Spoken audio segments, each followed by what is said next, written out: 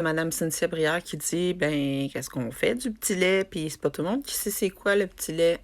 Donc, si on peut comparer ça au babeur qu'on achète déjà prêt, mais c'est souvent les restants de lait, de la crème qu'on va utiliser, que ce soit quand on fait du fromage, quand on fait du yogourt, quand on fait, c'est un dépôt de lait qui se fait, ou le beurre, meilleur exemple, le beurre. Aussi, parenthèse, ceux qui font le beurre, évidemment, moi j'ai fait toutes les étapes parce que c'est la première fois que je faisais vraiment du beurre par moi-même. Fait que je pensais qu'avec le fouet, j'allais avoir la consistance. Mais si vous voulez vraiment sauver du temps et ne pas faire toutes les étapes, parce que je vous montre aussi le behind the scene, hein, ça se passe pas tout le temps comme on veut, puis on apprend comme ça. Donc, si vous voulez vraiment faire le beurre exactement en peu de temps, ben, ce qu'il faut faire, c'est utiliser soit un mixeur, soit un blender, soit tout ce qui a des lames qui va répartir, dans le fond, la crème et le beurre. On a aussi un commentaire de Maxime qui est très observateur, qui a dit que pour se rendre compte que mon horloge en arrière est toujours à la même heure, ben oui, chez nous, il est toujours 10h45. Fait qu'il est vraiment observateur. Au fait, c'est parce que je me fie jamais à mon horloge qui est sur le mur. J'avais enlevé la batterie à un moment donné parce qu'il y a une chambre à côté, une chambre d'amis, puis des fois, c'est moi, je dors là, puis ça m'empêchait de dormir. Fait que j'avais enlevé la batterie, puis depuis, remis la batterie. Eh ouais, TDAH, tu sais, quand t'oublies des trucs. Mais non, sérieux, je me fie tout le temps à l'heure qu'il y a sur mon four ou mon cellulaire, évidemment. Fait que, fiez-vous pas à l'heure en arrière, il est toujours la même heure chez moi. Avant d'en venir à qu'est-ce qu'on fait avec le petit lait, autre petite historique très intéressante. Donc, en faisant les recherches, évidemment, j'ai lu là-dessus et j'ai su comment on a découvert par erreur comment faire du beurre. Donc, je vous l'explique, c'est très cocasse. C'est souvent par des erreurs qu'on trouve d'autres solutions, que ce soit en or, que ce soit dans n'importe quoi. Donc, comment que ça a été découvert? C'est quelqu'un qui allait transporter le lait, qui était sûrement dans une cuve, là, puis il allait en cheval. Fait qu'avec les frappements, ils se sont rendus compte qu'après, le lait était rendu du beurre. Fait qu'ils ont filtré puis ils ont pris le beurre. Tout simplement. C'est simple, c'est niaiseux, mais c'est comme ça. Fait que c'est pour ça qu'après, j'ai réfléchi quand je l'ai fait. J'ai dit, souvent, on voit des gens qui vont mettre la crème dans un pot maçon puis qui vont le shaker pendant longtemps puis qu'à un moment donné, le beurre va se créer. Donc, juste en le fouettant, ça allait faire la job, mais non.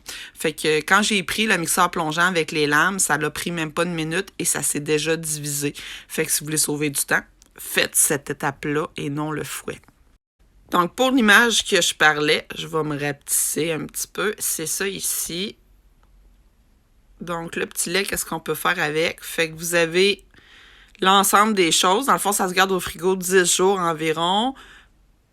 Congélateur, vous pouvez le congeler. Il y en a qui le cannent aussi quand ils font beaucoup de beurre, de fromage et tout ça. Faire des brioches, des cakes, donc tout ce qui est gâteau au fromage, gâteau pain aux bananes, ces choses-là, des crêpes, des flans, des gaufres, des moelleux, du pain aussi. Ça, je l'avais vu. Pâte feuilletée, levée. Puis, j'ai vu qu'on pouvait faire aussi, remplacer tout ce qui est de l'eau, tout ce qu'on utilise dans les recettes de l'eau avec le lait. On peut en bas ici, il est marqué faire des marinades. On peut l'utiliser aussi en potage, en jus. Ajouter dans les purées de légumes, c'est une bonne idée. Ajouter dans les jus de fruits, ça je savais pas, ou smoothie, donc pour donner un aspect crémeux du petit lait. Vous pouvez aussi faire du fromage ricotta que j'ai trouvé, donc le lait par exemple, on va ajouter un acide qui va être le citron, puis en le faisant bouillir dans le fond, après ça on va ajouter le citron, puis on va créer un fromage. Fait que ça aussi vous pourriez le faire, il va rester un petit lait aussi encore qu'on pourrait réutiliser par la suite. Fait que je vous laisse comme ça pour le regarder vite. Vous pouvez aussi enregistrer la vidéo puis revenir plus tard sans problème. Mais vous pouvez aussi faire une petite recherche sur Google ou sur Pinterest puis vous allez tout trouver les informations. Pour terminer, ben, je vous remercie en l'espace de même pas 24 heures ou même 12 heures. Il y a eu 5000 vues de la vidéo. Fait que je savais que ça serait une vidéo forte parce que faire du beurre, ben, c'est simple.